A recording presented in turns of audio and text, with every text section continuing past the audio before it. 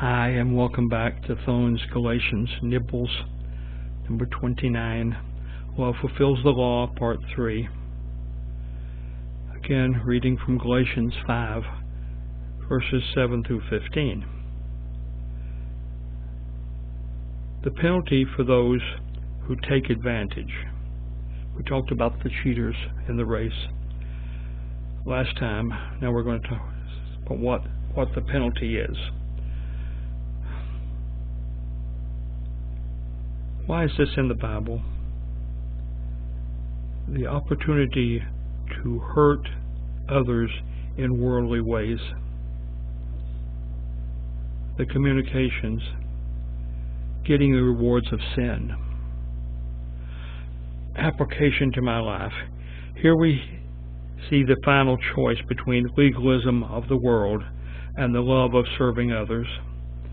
Legalism is an opportunity for the flesh towards bondage and its selfish tenets of works of the flesh. We contrast this with works of love, referring to the service of others rather than self.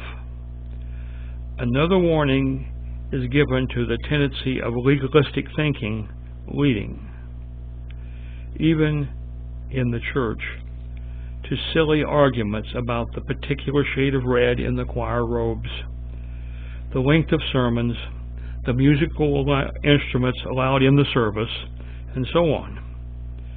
Paul says these will destroy the people and the institution.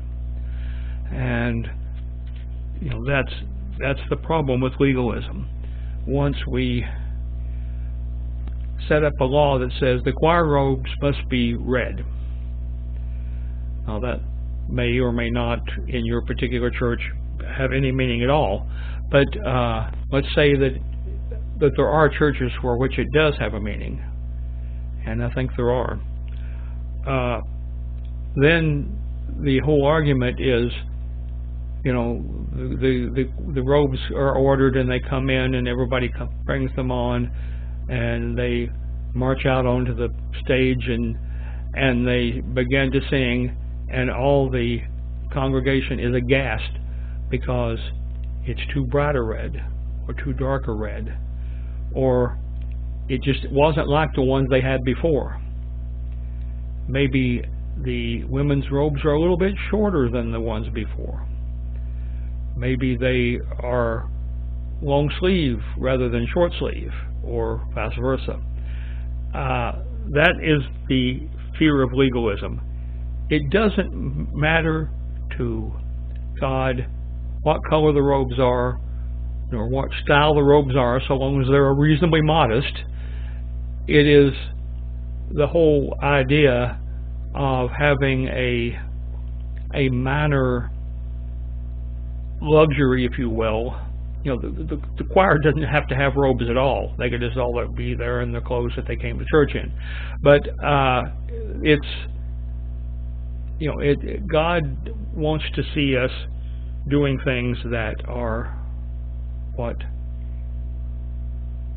edifying to the Lord and helping others to become saved, and not in the pardon the word, stupid real idea that there's some magic formula about this.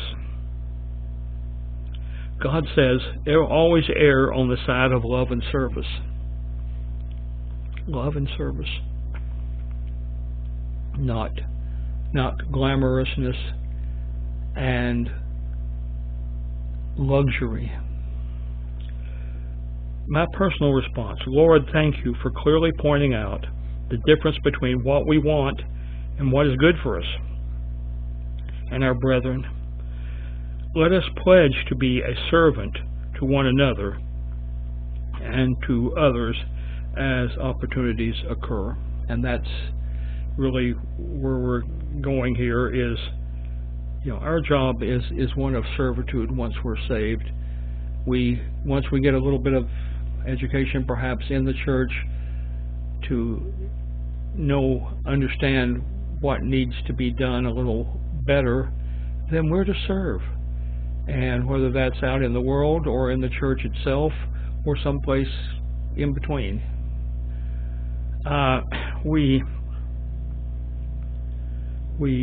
What God wants is to see our love and our service, and if we do that, then we're going to be just fine.